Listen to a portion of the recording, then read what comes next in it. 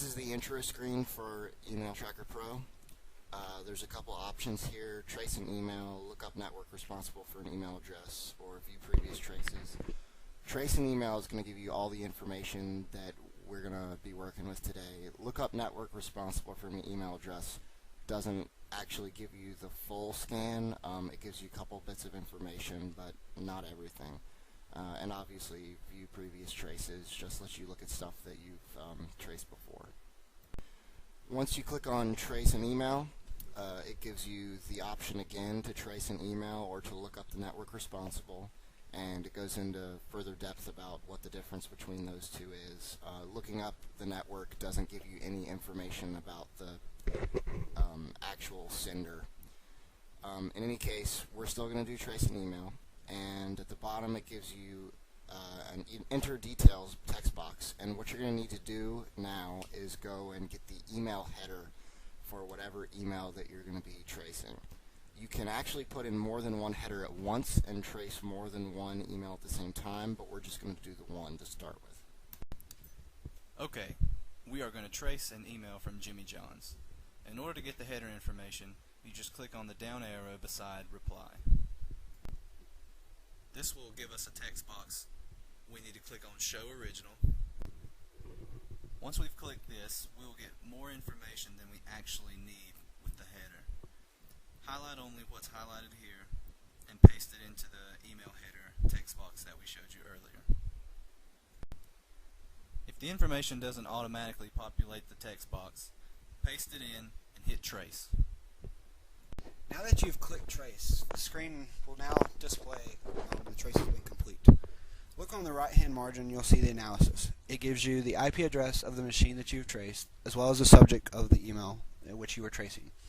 Under that, you can locate the zip code of that address.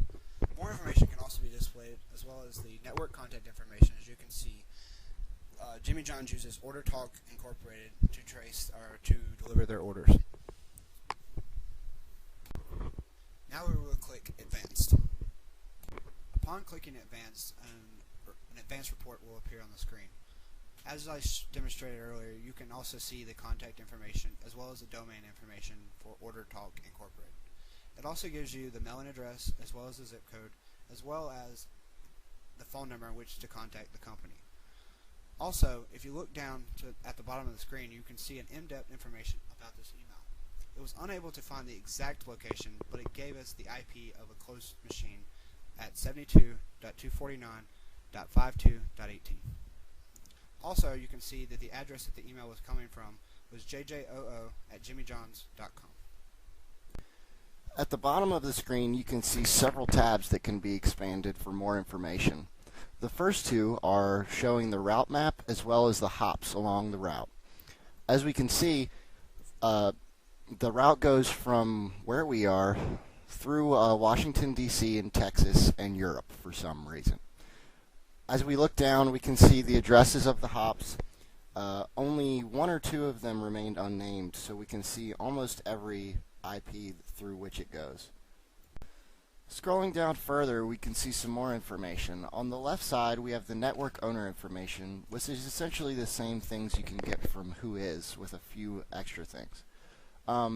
As we look down, we can get the network range, which is vital for a penetration test, as it allows you to make sure you aren't targeting outside the network that you're working with.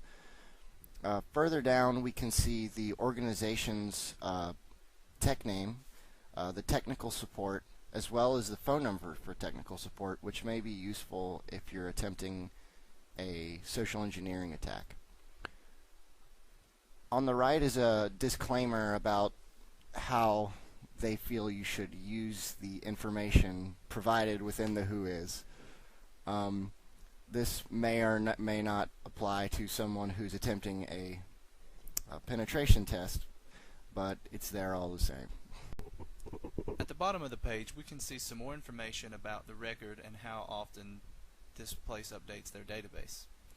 At the very bottom, we can see what kind of servers they're running and if selected ports are open or not. This could be very valuable when you're trying to get into someone's network through a penetration.